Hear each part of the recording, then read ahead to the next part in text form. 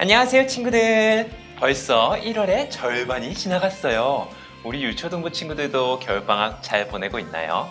날씨가 너무 추워서 이불 밖에 나가기 싫은 마음도 많았을 텐데 이렇게 예배하기 위해 예수님 앞에 나온 우리 친구들을 너무너무 환영해요. 자, 그럼 이제 우리 사도신경으로 우리의 신앙을 고백하고 함께 예배드릴까요? 전능하사 천지를 만드신 하나님 아버지를 내가 믿사오며 그 외아들 우리 주 예수 그리스도를 믿사오니 이는 성령으로 잉태하사 동정녀 마리아에게 나시고 본디오 빌라도에게 고난을 받으사 십자가에 못 박혀 죽으시고 장사한 지 사흘 만에 죽은 자 가운데서 다시 살아나시며 하늘에 오르사 전능하신 하나님 우편에 앉아 계시다가 저리로서 산자와 죽은 자를 심판하러 오시리라. 성령을 믿사오며 거룩한 공회와 성도가 서로 교통하는 것과 죄를 사하여 주시는 것과 몸이 다시 사는 것과 영원히 사는 것을 믿사옵나이다. 아멘.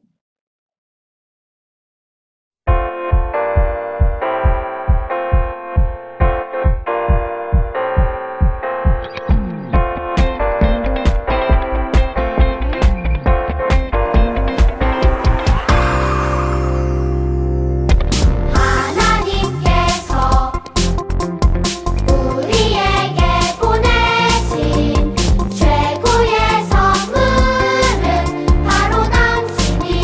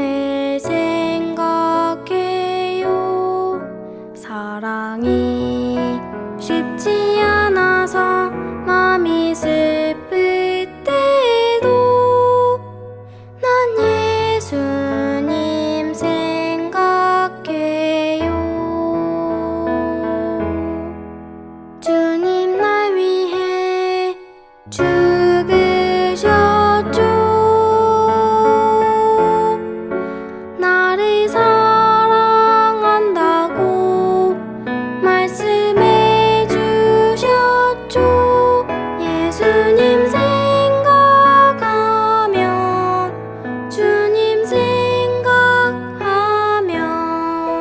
마음의 아픔도 슬픔과 실망도 감사의 기도로 바뀌어요.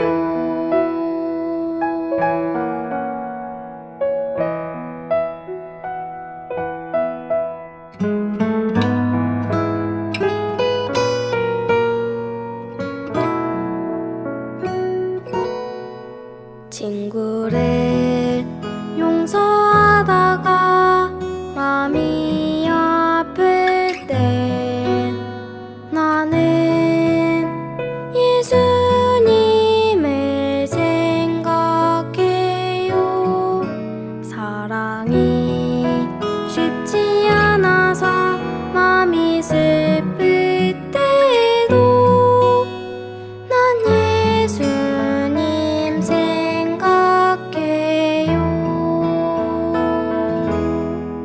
주님 날 위해 죽으셨죠. 나를 사랑한다고 말씀해 주셨죠. 예수님 생각하면 주님 생각하면 마음의 아픔도 슬픔과 실망도 감사의 기도로 바뀌어요.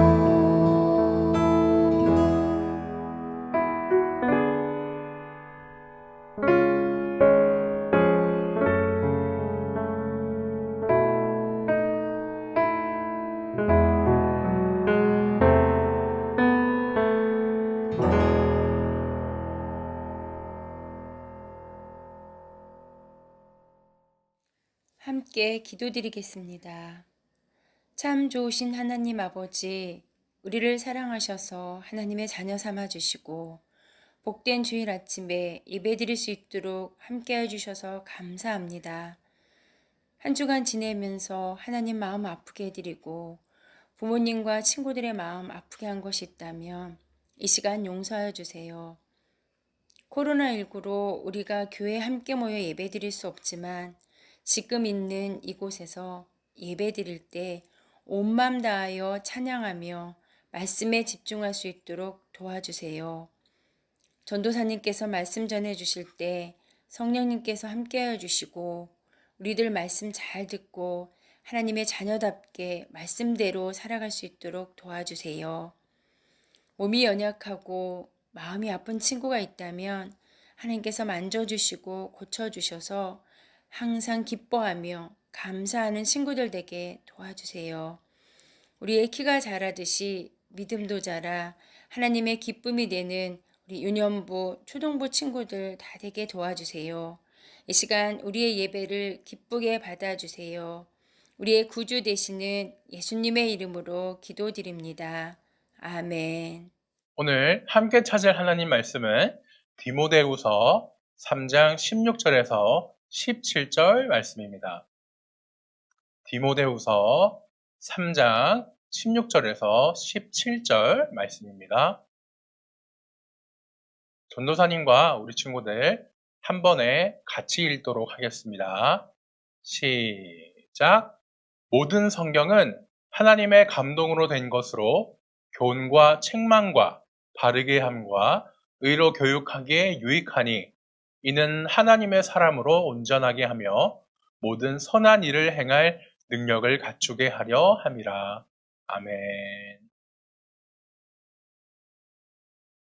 사랑하는 우리 유초등부 친구들, 지지난주에 전도사님과 우리 친구들은 하나님과 함께하는 것에 대해 배웠어요. 우리는 하나님 없이 살 수 없기 때문에 반드시 하나님과 함께하는 삶을 살아야 한다고 전도사님이 말했었는데 기억나나요? 맞아요. 그리고 그 방법으로 말씀과 기도와 예배가 있다고 배웠지요. 지난주에는 최동건 전도사님이 그 중에서 예배에 대해 가르쳐 주셨어요. 그리고 이번 주에는 전도사님이 우리 친구들과 함께 하나님의 말씀인 성경에 대해서 이야기해 볼 거예요. 그럼 지금부터 함께 성경이 무엇인지 알아볼까요? 짜잔! 우와, 맛있겠다! 우리 친구들이 태어나서 지금까지 하루도 빼먹지 않고 한 일이 있어요. 뭘까요? 그건 바로 밥을 먹는 일이에요. 우리는 방 청소나 공부는 가끔씩 하지 않는 날이 있어도 밥은 하루 3번 반드시 챙겨 먹어요. 왜냐하면 밥을 안 먹으면 우린 꼬르륵 배고프다가 결국 죽기 때문이에요. 밥은 우리의 생명을 유지시켜주는 중요한 것이란 걸 우리 모두 다 잘 알고 있어요. 그런데 친구들은 우리의 몸뿐만 아니라 우리의 영혼에도 밥이 필요하다는 사실을 알고 있나요? 지지난주에 전도사님은 우리가 하나님과 함께하지 않으면 마치 영혼이 죽은 사람처럼 살게 될 것이라고 얘기했었어요. 우리가 하나님과 함께할 수 있는 가장 좋은 첫 번째 방법은 바로 성경을 통해 하나님을 만나는 것이에요.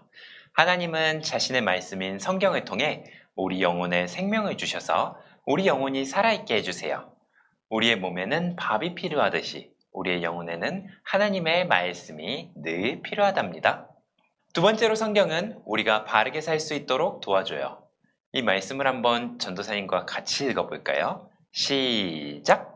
모든 성경 말씀은 하나님께서 감동을 주셔서 기록되었기 때문에 진리를 가르쳐주며 삶 가운데 무엇이 잘못되었는지 알게 해줍니다. 또한 그 말씀을 바르게 잡아주고 의롭게 사는 법을 가르쳐줍니다. 말씀을 통해 하나님을 바르게 섬기는 자로 준비하게 되고 모든 좋은 일을 할 수 있는 사람으로 자라게 됩니다. 디모데후서 3장 16절에서 17절 말씀. 아멘.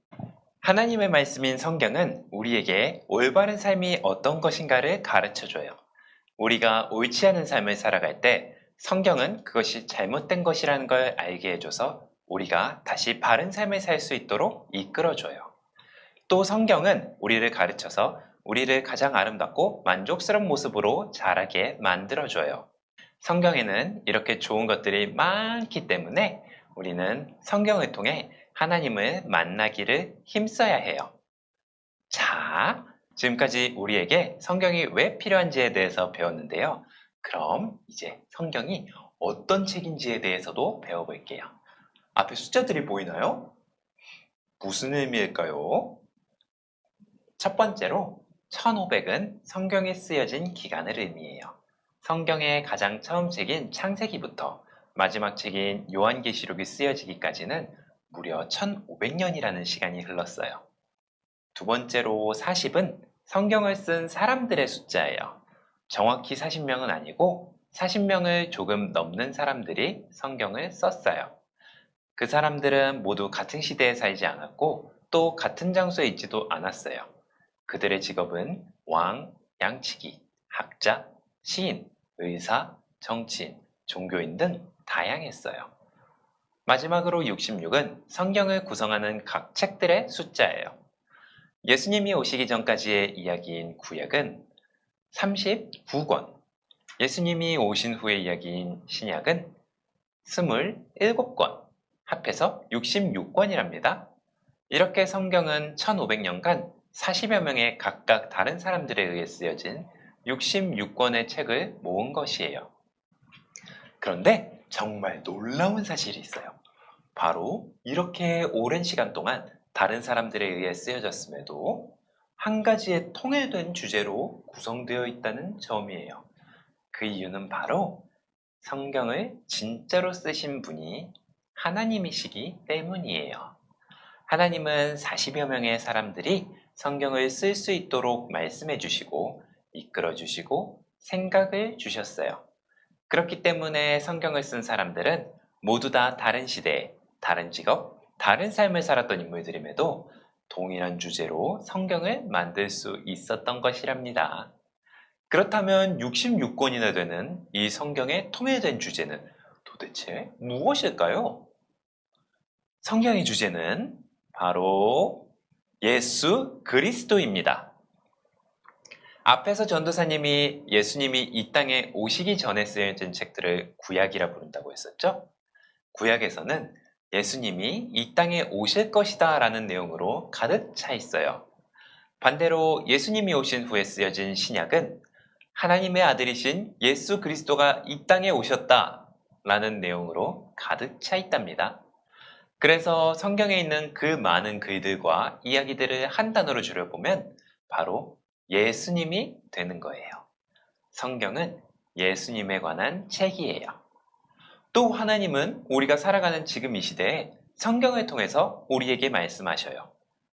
하나님은 우리가 살아가면서 하나님과 사귀는 데 필요한 모든 말씀을 성경에 다 써놓으셨어요. 그래서 우리가 하나님을 만나고 하나님의 말씀을 듣기 위해서 성경은 조금도 부족한 것이 없답니다. 우리가 가지고 있는 이 한 권의 책이 하나님께서 우리에게 말씀하시는 가장 완벽한 통로라니 이제부턴 정말 소중하게 여겨야겠어요.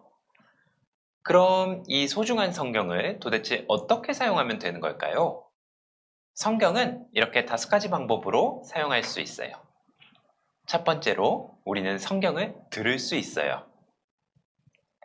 목사님이나 전도사님의 말씀을 통해서 우리는 성경 안에 있는 이야기를 들을 수 있어요. 찬양대나 찬송가의 찬양을 통해서도 우리는 성경의 내용을 들을 수 있어요. 두 번째로 우리는 성경을 읽을 수 있어요. 성경을 통해 우리는 하나님이 어떤 분이신지 더 잘 알게 될 거예요. 하나님을 더 잘 알게 되면 우리는 하나님과의 관계를 더 풍성하게 누릴 수 있을 거예요. 우리 친구들도 가능하면 소리내서 성경 말씀을 읽어보세요. 세 번째로 우리는 성경을 공부해야 해요. 성경에는 우리가 이해하기 힘든 내용들도 있고 또 알 수 없는 단어들이 있기도 해요. 그래서 우리는 성경을 공부해야 해요. 공부를 통해 성경을 더 잘 알게 된다면 우린 그만큼 하나님을 더 잘 알게 될 거예요. 네 번째로 성경을 외워야 해요. 우리가 외워놓은 말씀 구절들은 우리가 살아가는 동안 우리 머릿속에서 재빨리 튀어나와 우리의 삶을 인도해 나갈 거예요. 다섯 번째로 우리는 성경의 말씀들을 곰곰이 생각해 볼 수 있어요. 이것을 우리는 묵상이라고 불러요. 말씀을 곰곰이 생각하면서 내 삶에, 내 마음에, 내 관계에 말씀대로 사는지 점검해 볼 수도 있고 말씀을 통해 위로를 받을 수도 있고 또 우리가 잘못한 죄를 뉘우치고 회개할 수도 있어요. 우리는 이런 다양한 방법들로 성경을 사용할 수 있답니다. 우리 친구들도 지금까지 이런 방법들로 성경을 사용해 보지 못했다면 이제부터라도 한번 시작해 봐요.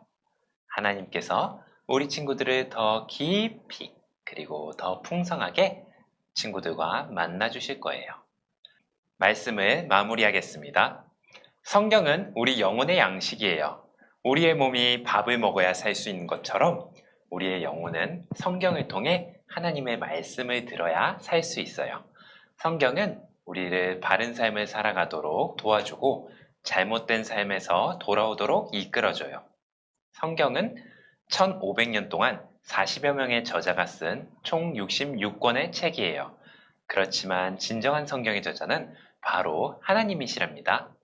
그리고 그 성경의 주제는 바로 예수님이에요. 하나님께서는 이 성경을 통해 우리와 만나주시고 우리에게 말씀해 주세요. 성경을 사용하는 방법은 첫 번째로 듣고, 두 번째로 읽고, 세 번째로 공부하고, 네 번째로 외우고, 다섯 번째로 곰곰이 생각하는 방법으로 사용해요. 이제부터 우리 유초등부 친구들도 하나님의 말씀인 성경을 통해 하나님을 알아가고 하나님의 말씀을 듣고 하나님과 함께하는 우리 유초등부 되기를 주님의 이름으로 축복합니다. 들은 말씀 가지고 함께 기도하겠습니다. 하나님, 오늘 하나님의 말씀인 성경에 대해 배웠습니다. 성경을 통해서 우리 영혼이 살아나게 해주시고 우리가 말씀대로 바르게 살아갈 수 있도록 이끌어 주세요. 성경 말씀을 통해 우리를 만나 주시고 우리에게 말씀해 주세요. 성경을 통해 하나님을 더 알아가고 하나님과 더 가까워지고 하나님과 더 함께하도록 인도해 주세요. 예수님의 이름으로 기도드립니다. 아멘. 주기도문으로 예배 마치겠습니다. 하늘에 계신 우리 아버지여, 이름이 거룩히 여김을 받으시오며 나라가 임하옵시며 뜻이 하늘에서 이루어진 것 같이 땅에서도 이루어지이다. 오늘 우리에게 일용할 양식을 주시옵고 우리가 우리에게 죄 지은 자를 사하여 준 것 같이 우리 죄를 사하여 주시옵고 우리를 시험에 들게 하지 마시옵고 다만 악에서 구하옵소서. 나라와 권세와 영광이 아버지께 영원히 있사옵나이다. 아멘.